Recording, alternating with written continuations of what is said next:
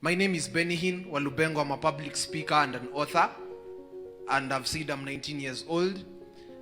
I've learned something about risk-taking. 3 months ago, I was calling Pastor T. I was in town. I had gone to take food to some street children whom I cook for. That day, I had just dressed in casuals, and Ezekiel Mutua was coming at Hilton Hotel, and I wanted to meet Ezekiel Mutua. It was my dream. I had written it in a book that before I get 18 years old, I want to have met PLO Lumumba, Ezekiel Mutua, and Linus Kakai. I have met all of them. And so Ezekiel Mutua is the only one who had remained. And so when I was calling Mr. T, I told him, by the way, nimesikia Ezekiel Mutua ako hapa Hilton, nimeona wameadvertise Twitter, but sijavaa suti. Nikienda hii meeting so anaweza nifukuza. Then he told me, no, I never taught you to become a coward. You go. So I went to the gate, and then this watchman is looking at how I've dressed and asked me, unaenda wapi kijana? And I told him, there is a meeting here I'm supposed to attend. I have been called and I have been invited to attend. It's for Ezekiel Mutua. And so they asked me, which organization are you representing? And immediately I called Professor PLO Lumumba and I told him there is an event and I'm representing you. So if they call you, just say I'm representing you. So I told him I'm representing PLO Lumumba, and the gates were opened immediately. And so I accessed in there. People had suits, and I'm the only one who's looking odd one out. I took my bottle of water and positioned myself behind the seat which had been labeled Ezekiel Mutua, and I sat there waiting for him. So the event began, and I saw in that event they were launching a program by Professor Igara Kabaji, and his sons were there as photographers. So before he was in the lounge with Professor Igara Kabaji, and I made a strategy in my head. How will I get to that podium, get that microphone, and speak until this man gives me an appointment? That was the hardest task. And my heart was beating so hard, I was asking myself, how will I do it? Then I remembered the way these street children had told me, Buddha, fanya bidii ukue prezo, tutaomoka. And I said, I can't let these children down. I must do something. I've just talked to Mr. T. I can't let him down. I must do something. So I called one of the sons of Professor Igara Kabaji. I told him, come out, I want to tell you something. We went outside. He told him, now sir, I want to become the president. And one of the steps is meeting Ezekiel Mutua. You have those keys. Now I have told you that dream. I believe you're the right person I have told. Now it is up to you to talk to the MC. How I'll get to that podium, I don't know, but I have told you. So you decide what to do with that. And I went inside and I sat. This guy went to the MC and he told the MC something. I could see the MC's like, no, there is no time and all. Then now Ezekiel Mutua was coming in at that time. People were clapping. Then the MC said, by the way, we have not prayed. Who will pray for us? I was already on the podium. I took the microphone and I said, this is a good opportunity. I closed my eyes and I said, dear God, because God, you are here and Ezekiel Mutua is here, I am also here in this event. May I meet him? That has always been my dream. And I opened my eyes and the guy was clapping and he said, tomorrow in the morning, I want to see you. It is an art of risk-taking. There's a book called A Conversation with Myself. Mr. T told me to read it when he met me in Form 2. After I had learned in 8 schools, had 18 suspensions of incitement. And he told me, go and read that book. And what I learned about that book is a lesson from these 2 bottles. What keeps great men going is the burdens and the destinies that they carry.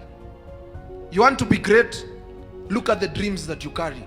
What kept Jesus going is that Jesus knew that he carried the dreams of so many people. That's why Jesus couldn't afford to give up. That is what kept Jesus going. There's a difference between achievements and accomplishments. Accomplishments are personal, achievements are worldly. You can have 10 degrees but you don't have any achievement. You can have a car but you don't have any achievement. How is it affecting people? That is none of our business. That is why the perception for this generation, people think it's all about being a socialite. When you have 15,000 followers, how does it help me? It doesn't help me. When you go to a concert and people scream, how does it help me? It doesn't help me. But when you build a school for leadership, it helps me. When you build a studio for 300 acres like Taylor Perry, it helps me. When you lead a liberation like Nelson Mandela, it helps me. When you are like Jesus, you fall to the ground and you bring salvation. It helps me 1,000 years later. That is an achievement. So there is a difference between accomplishments and achievements. When we grew up, we were told, we sang songs, I want to become a doctor, a teacher, a farmer. That was a wrong perception that we are given by our teachers. The perception is to affect the world, not to have accomplishments. That is why doctors are killing themselves. I did a research yesterday.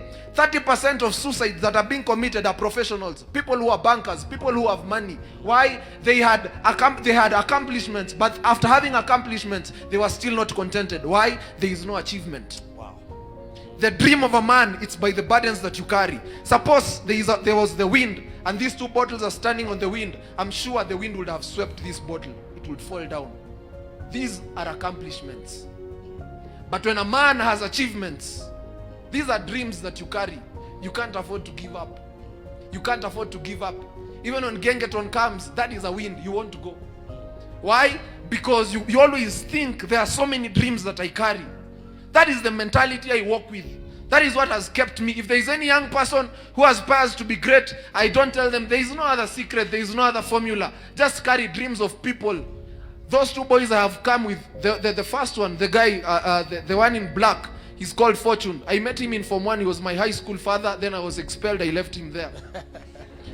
This guy inspired me in Form 1, and I promised him, one day I'll help you somewhere. He has always wanted to meet Mr. T. I have brought him today. The other one is called Linton. I met Linton earlier this year. He wants to become a preacher. He follows Mr. T everywhere. He has the number. He has never texted Mr. T. I made him today possible meet Mr. T. Last weekend, there is also another guy in our school who has been a drug addict. He promised me he will change. And for 4 months, he has not been taking drugs. His dream is to meet Ronaldo. I told him because of that, there is a better way to fight drugs, by making the dreams of other people possible. Now, I told him, I promised him in front of the school, I'll help you meet Ronaldo. I don't know Ronaldo. I don't watch football. Now I have started looking for Eliud Kipchoge, because I noticed Ronaldo only follows Eliud Kipchoge in Kenya. So I've started looking for Eliud Kipchoge. I'll be finding him by next week to make sure that that man meets Ronaldo before I reach 20. Carry the dreams of men and you'll go far. That is the secret of success.